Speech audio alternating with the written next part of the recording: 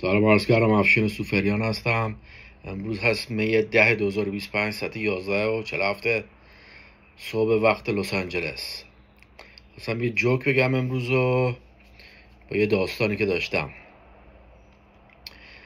یه بار یه زن و شوهر با هم دیگه قرار میذارن وقتی که کارهای جنسی خواستن با هم بکنن، مرده به زنه بگه عزیزم برو تایپ رایتر رو بیار، میخوام یه نامه بنویسم، نامه تایپ کنم.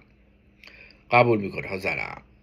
هیچی، یه 4-5 روز بعد میگذره، مرده بینه وضع خرابه، نمیشه دیگه، نمیتونه تحمل بیاره. به پسرش میگه پسرم بیا برو به مامانت بگو تایپ رایتر رو بیار، بابا میخواد نامه تایپ کنه.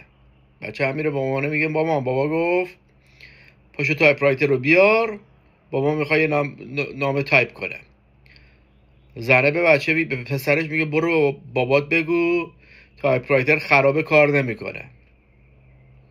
هیچی، پسر هم میره با بابا میگه مامان گفت تایپ رایتر خرابه کار نمیکنه. هیچی، یه 3-4 روز بعد میذاره بردبینه نه بابا وضع دوباره خرابه. میگه پسرم برو بیا اینجا، برو بابا مامانت بگو پاشو تایپ رایتر رو بیار، میخوام یه نامه تایپ کنم. پسرم میگه میره به مادرش میگه مامان بابا گفت پاشو تایپ رایتر رو بیار، میخوام یه نامه تایپ کنم. مادره به بچهش میگه برو بابات بگو تایپ رایتر جوهر قرمزش داره پس میده کار نمیکنه. هیچی، پسرم میره به بابا میگه مامان گفت تایپ رایتر جوهر قرمزش داره پس میده کار نمیکنه. یه 3-4 روز بعد میگذره، زنه میبینه از مرده خبری نیست، قهر کرده دیگه، تموم کنیم این کارا. مادر به بچهش میگه عزیزم برو به بابات بگو تایپ رایتر حاضره، درستش کردم. پسرم به بابا میگه بابا مامان گفت تایپ رایتر حاضره، پاشو بیا نامتو تایپ کن. مرده به بچه میگه برو به مامانت بگو تایپ رایتر دیگه لازم نیست، نامه کوتاه بود خودم با دست نوشتمش رفت. فانی وان.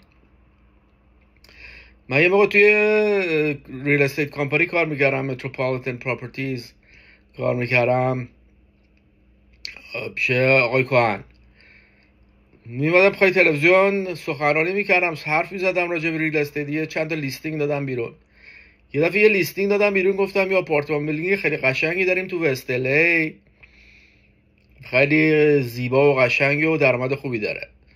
شبش یه نفر واسم مسیج گذاشت، گفت آقای سوفریان من این آپارتمان بیلدینگی که گفتید میخوام ببینم، من علاقه دارم این آپارتمان بیلدینگ رو بخرمش، لطفا به من یه زنگ بزنید فوری. خیلی ممنون. تلفن من از 290 کسته نند. تا 3 روز داشتم در روی موضوع میخندیدم. اوکی اینو دانلود کنیم و یکم بخندیم. مرسی، بای.